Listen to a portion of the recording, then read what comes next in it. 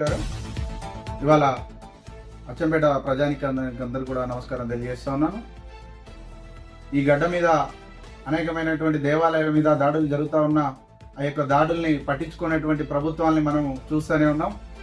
ఇవాళ మన కళ్ళ ముందే ఈ ప్రభుత్వం మారిన తర్వాత మనకు పక్కన ఉన్నటువంటి బల్మూరు మండలం బాణాల గ్రామంలో ఇవాళ గుడి గోపురాన్ని కూల్చినటువంటి దుండగులు, ఆ యొక్క దుండగులను ఇప్పటివరకు శిక్షించినటువంటి ప్రభుత్వాలు వాటి గురించి కనీసం ఇప్పటి కూడా వాటిని సందర్శించినటువంటి స్థానిక నాయకులు వీరందరినీ కూడా చూసినట్టయితే చాలా బాధాకరమైనటువంటి విషయం మనందరూ కూడా చూస్తూ ఉన్నాం.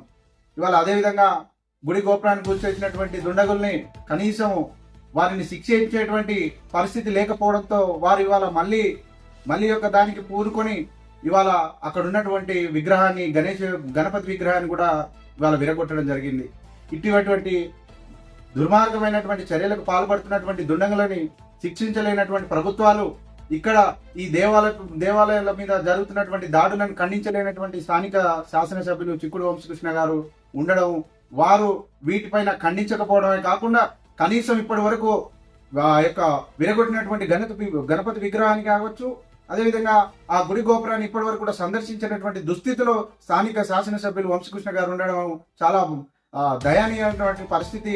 ఇవాళ రాష్ట్రంలో కానీ ఇక్కడ ఉన్నటువంటి అచ్చంపేటలో కానీ హిందువుల మీద జరుగుతున్నటువంటి దాడులను ఖండించేటువంటి పరిస్థితి వీరందరూ కూడా కల్పించాలి.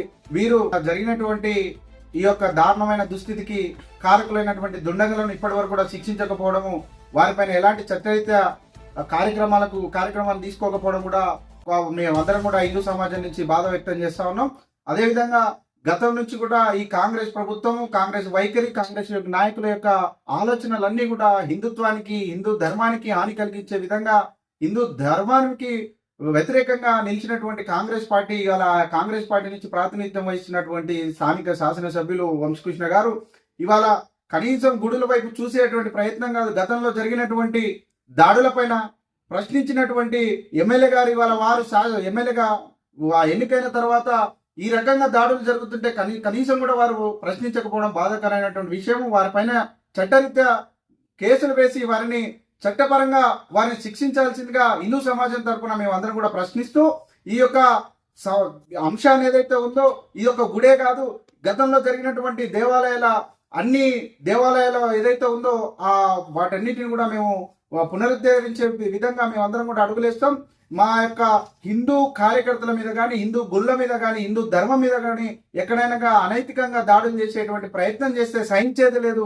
వీటన్నిటి కూడా మూల్యం చెల్లించుకోవాల్సి వస్తుంటది రాష్ట్ర ప్రభుత్వం కానీ, ఇక్కడ ఉన్నటువంటి శాసనసభ్యులు కానీ అని చెప్పి మేము ఇక్కడ ఉన్నటువంటి ఎమ్మెల్యే గారికి మేము హెచ్చరిస్తూ, రానున్న రోజుల్లో మేము ఇక్కడ దుండగులు ఎవరైతే కూల్చేసినటువంటి గుళ్ళు, గోపురాలు, అదేవిధంగా విగ్రహాలను వీటన్నిటిని కూడా పునర్నిర్మించేటువంటి బాధ్యత మీ అందరం కూడా హిందూ బంధువులందరం కూడా ఐక్యంగా నిలబడి వాటిని నిర్మించేటువంటి ప్రయత్నం చేస్తామని చెప్పి మేము